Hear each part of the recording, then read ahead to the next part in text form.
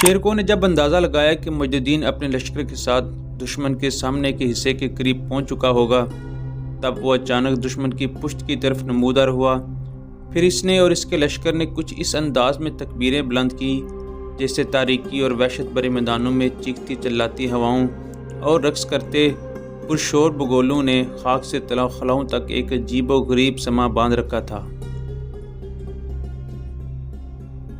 اسد الدین شیرکو کو یہ حملہ ایسا جان لیوا بے روک تھا کہ دور تک وہ صلیبیوں کی لاشوں کے ڈھیر لگاتا چلا گیا۔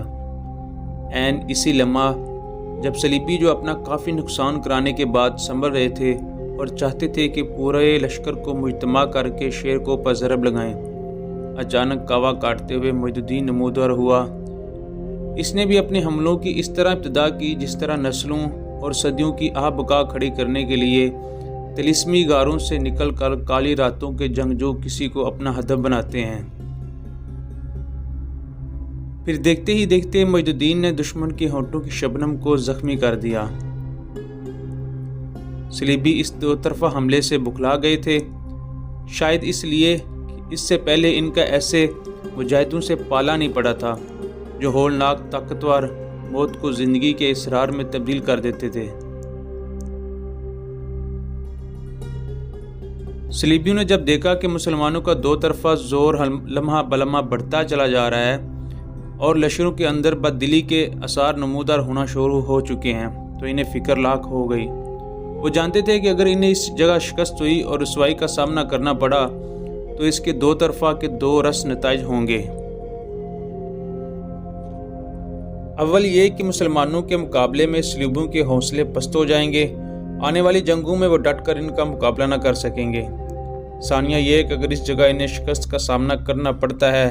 تو ان کا وہ صلیبی لشکر جو کارنر، بلوئی اور بالٹون کی سرگردی میں دمشق شہر کا محاصرہ کیے ہوئے ہے، اس میں بھی بددلی کے آثار پیدا ہو جائیں گے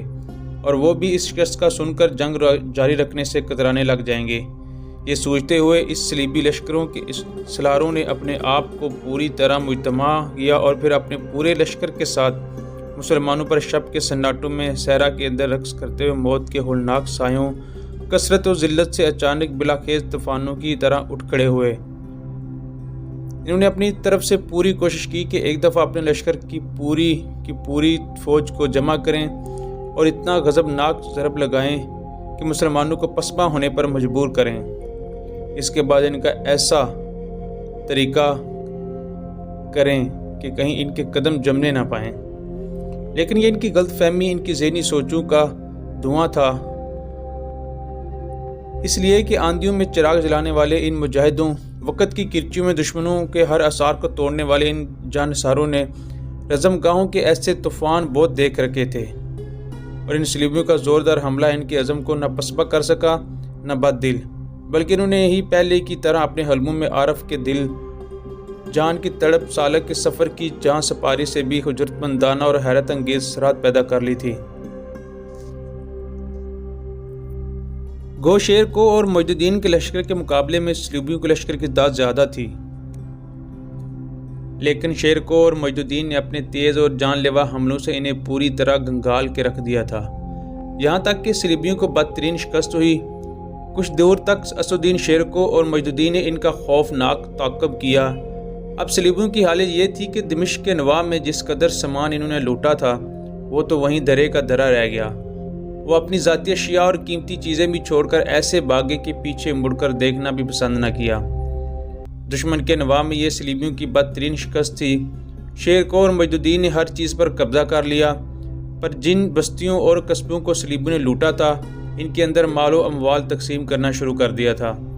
وہ شکست خوردہ لشکر جب دمشق پہنچا تو لوئی، کارنر اور بالٹون کو ان کی اس شکست کا بہت صدمہ ہوا۔ انہوں نے تہیہ کر لیا کہ سلطان نور الدین زنگی کے جن سلاروں نے صلیبیوں کو شکست دی ہے ان پر حملہ ور ہو کر ان سے انتقام ضرور لیا جائے گا۔ دوسری جانب سلطان نور الدین زنگی حلب سے اور اس کا بڑا بھائی موصل سے اپنے لشکروں کے ساتھ بڑی برکرفتاری کے ساتھ دمشق کا رخ کیے ہوئے تھا، یہاں تک کہ دونوں بھائی موصل میں آگے چلے گئے۔ ادھر فرانس اور جرمنی اور یروشلم کے بادشاہوں کو جب خبر ہوئی کہ مسلمانوں کے جس لشکر کے ساتھ صلیبیوں کو شکست ہوئی ہے اس کے علاوہ ایک بہت بڑے لشکر کے ساتھ سلطان نور الدین اور اس کا بھائی سیف الدین بھی انہی کا رخ کر رہے ہیں، تو ان کے حوصلے خطا ہو گئے، سارے ولولے مردہ لمحوں میں تبدیل ہو کر رہ گئے۔ سلطان نور الدین زنگی اور سیف الدین کا صلیبیوں پر اس قدر خوف، اس قدر وحشت طاری ہوئی کہ لوئی، کارنر اور بالٹون نے مل کر یہی فیصلہ کیا کہ فی الفور دمشق کا محاصرہ ترک کر کے کسی محفوظ مقام کی طرف چلے جانا چاہیے۔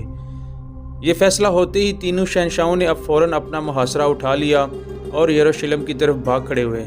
سلطان نور الدین زنگی کو بھی خبر ہو چکی تھی کہ دمشق کا محاصرہ ترک کر کے صلیبی بھاگ گئے ہیں۔ یہ خبر سنتے ہی سلطان کا بڑا بھائی سیف الدین تو اپنے لشکر کے ساتھ موصل کی طرف چلا گیا۔ جو لشکر سلطان نور الدین زنگی اپنے ساتھ لے کر آیا تھا، اس کے تحت سلطان نے بھلبک کا رخ کیا اور وہاں اس نے پڑاؤ کر لیا تاکہ اس سمت سے اگر کوئی صلیبی مسلمان علاقوں میں داخل ہونے کی کوشش کرے تو اس کی سرکوبی کی جا سکے۔ ساتھ ہی سلطان نے شیروں کو اور معز الدین کو بھی پیغام بھجوا دیا کہ جب وہ یہ یقین کر لیں کہ صلیبی دمشق سے پوری طرح سمٹ کر یروشلم کی طرف چلے گئے ہیں، تب وہ بھی اپنے لشکر کے ساتھ بلبک میں ان سے آ ملیں۔ یوں تینوں شہنشاہ جب اپنی صلیبی لشکر کو لے کر یروشلم کی طرف چلے گئے، تب اسدالدین شیرکو اور معز الدین بھی اپنے لشکر کے ساتھ بلبک کی طرف چلے گئے تھے۔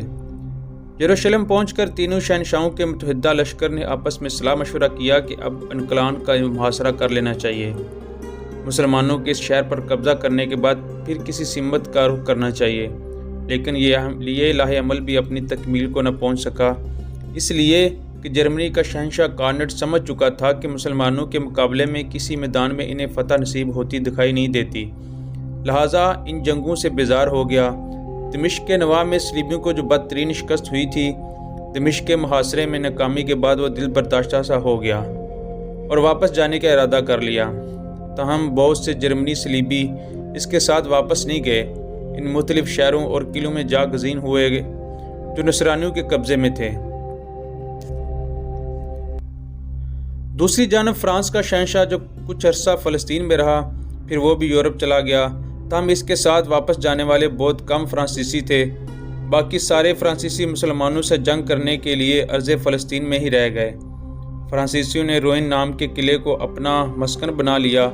اور اس قلعے میں وہ اپنی قوت جمع کرنا شروع ہو گئے تاکہ مناسب وقت پر مسلمانوں پر ضرب لگاتے ہوئے ان کے خلاف اپنی صلیبی جنگوں کو کامیاب بنا سکیں۔ تاہم صلیبوں کا 9 لاکھ کا وہ لشکر جو ایک طوفان کی طرح امڑ کر ارض فلسطین کی طرف سے آیا تھا، اپنے لاکھوں آدمی کٹوا کر واپس چلا گیا اور حاصل کچھ بھی نہ ہوا۔ الٹا فرانس کے بادشاہ لوئی اور جرمنی کے بادشاہ کارنٹ کے ماتھے پر بدنامی کا ایسا داغ لگا کہ پھر کبھی انہوں نے زندگی بھر بھول کر صلیبی جنگوں میں حصہ لینے کی کوشش نہ کی۔ جرمنی اور فرانس سے بادشاہ کے واپس یورپ کی طرف چلے جانے کے بعد بالڈون تو مسلمانوں پر کاری ضرب لگانے کے لیے اپنی جنگی تیاریوں میں مصروف ہو گیا۔ اس دوران فلش نام کا جو صلیبی سرما فلیتلا سے آیا تھا اور اس کے ساتھ بے شمار جنگجو تھے، اس نے صلیبی جنگوں میں قسمت آزمانے کا فیصلہ کیا۔ دونوں یورپی بادشاہوں کے واپس جانے کے بعد اس نے تہیہ کر لیا کہ مسلمانوں کے خلاف ایک نہ ختم ہونے والی صلیبی جنگ کا آغاز کرے گا اور صلیبیوں کے اندر ایک ناقابل شکست سورما بن کر نمودار ہوگا۔ اپنے اس مقصد کو حاصل کرنے کے لیے فتش نے اپنے کام کی ابتدا کی۔ اس کام میں اس کی ماں جو اس کے ساتھ آئی تھی، وہ بھی اس کی مدد کر رہی تھی۔ پہلا کام اس نے یہ کیا کہ ادھر ادھر مختلف قلعوں اور شہروں میں منتشر یورپ کے مختلف حصوں سے تعلق رکھنے والے صلیبیوں کو جمع کیا، ان کا ایک بہت بڑا لشکر تیار کیا۔ دوسرا کام اس نے یہ کیا کہ اپنے مختلف نمائندے ان شہروں اور ریاستوں کی طرف روانہ کیے جس پر نصرانیوں کی حکومت تھی اور جن پر انہوں نے پہلی صلیبی جنگ کے دوران قبضہ کر لیا تھا، اور انہیں یہ پیغام بھجوایا کہ ان علاقوں میں جہاں صلیبی حکومتیں ہیں، سارے صلیبی سربراہ حرکت میں آئیں، اپنے مسلح جنگجو سلطان نور الدین زنگی کی سلطنت کی طرف روانہ کریں اور اس کی سلطنت کے اندر جو عیسائی رایا ہے اسے سلطان کے خلاف بغاوت کرنے پر مجبور کر دیں۔ اس کا ارادہ تھا کہ اس طرح جب نور الدین زنگی کی سلطنت میں جو عیسائی ہیں وہ عام بغاوت کا اعلان کریں گے اور نور الدین کی سلطنت میں افراتفری کا عالم پھیلے گا، تب وہ مسلمانوں کے خلاف کارروائی کرے گا اور صلیبی جنگوں کو کامیاب بنانے کی کوشش کرے گا۔ تیسرا فیصلہ جو اس نے کیا وہ انتہائی خطرناک تھا، اور وہ یہ کہ ان دنوں حسن حریقہ نام کا قلعہ بڑا مضبوط اور مستحکم خیال کیا جاتا تھا۔ یہ قلعہ اس وقت طرابلس کے نصرانی حکمران ریمنڈ کی علمبرداری میں شامل تھا۔ اس نے چونکہ گزشتہ جنگوں میں بڑھ چڑھ کر حصہ نہیں لیا تھا، لہذا فتش نے یہ ارادہ کیا کہ اس قلعے پر قبضہ کر کے اسے صلیبیوں کا مرکز بنائے اور وہاں سے نکل کر نور الدین کے علاقوں پر قبضہ کرنے کی کوشش کرے۔ سلطان نور الدین نے ان دنوں اپنے لشکر کے ساتھ بلبک میں قیام کیا ہوا تھا اور دمشق کے حکمران مجیر الدین کا وزیر وہاں اپنے چند دستوں کے ساتھ سلطان کی خدمت میں حاضر ہوا تھا، اور وہاں اس نے سلطان کی بہترین ضیافت کا اہتمام کیا تھا۔ فتش نے اپنے کام کی ابتدا بڑی برختاری سے جو صلیبی لشکر اس کے پاس جمع ہو گیا تھا اس کے ساتھ وہ حکومت حرکت میں آیا۔ فی الفور وہ حسن حریمہ کے نام کے قلعے پر حملہ ور ہوا اور وہ ریمنڈ کے اس لشکر کو جو وہاں تھا اسے شکست دینے کے بعد قلعے پر اس نے قبضہ کر لیا۔ یہاں اس قلعے میں اپنی قوت اور طاقت کو مجتمع کرنے کے بعد فتش اب طرابلس پر حملہ کر کے اس پر قبضہ کرنے کے متعلق لاہ عمل تیار کرنے لگا تھا، لیکن فتش کی بدقسمتی کہ ریمنڈ بھی بیکار نہیں بیٹھا تھا۔ اس نے اپنے خاص آدمی بلبک سلطان نور الدین زنگی کی خدمت میں بھیجے اور سلطان سے التماس کی کہ حسن حریمہ فتش نے مجھ سے چھین لیا ہے، اگر سلطان نور الدین حسن حریمہ پر حملہ ور ہو کر اس کو فتش سے آزاد کروا کر اپنے قبضے میں کر لے تو وہ فتش کی نسبت حسن حریمہ پر مسلمانوں کے قبضے کو ترجیح دے گا۔ اس طرح طرابلس کے حکمران ریمنڈ نے سلطان نور الدین کو اجازت دے دی کہ وہ اگر حسن حریمہ فتح کرے تو اسے کوئی اعتراض نہ ہوگا۔ ریمنڈ کا یہ پیغام ملتے ہی سلطان نے اپنے لشکر کے ساتھ بلبک سے کوچ کیا اور حسن حریمہ کا رخ کیا۔ محی الدین جو اس وقت بلبک میں مقیم تھا وہ بھی اپنے دستوں کے ہمراہ سلطان کے ساتھ ہو لیا۔ حسن حریمہ پہنچ کر سلطان نے اپنے لشکر کو پڑاؤ کرنے کا حکم دیا، جبکہ فتش والی تلتلیتا نے مسلمانوں کا مقابلہ کرنے کے لیے فصیل کے اوپر ان گنت لشکری پھیلا دیے تھے۔ صرف فصیل کے اوپر اس قدر لشکری تھے کہ جن کی تعداد سلطان نور الدین کے کل لشکر سے بھی زیادہ تھی، اور صلیبیوں کا جو لشکر شہر کے اندر محفوظ تھا وہ اس کے علاوہ تھا۔ جب لشکر خیمہ زن ہو چکا تب سلطان اپنے خیموں سے باہر شہر پناہ کی طرف آیا۔ اس وقت اس کے ساتھ شیر کو مجد الدین، شمس الدین خطلخہ اور دوسرے نامور جرنیلوں میں نجم الدین،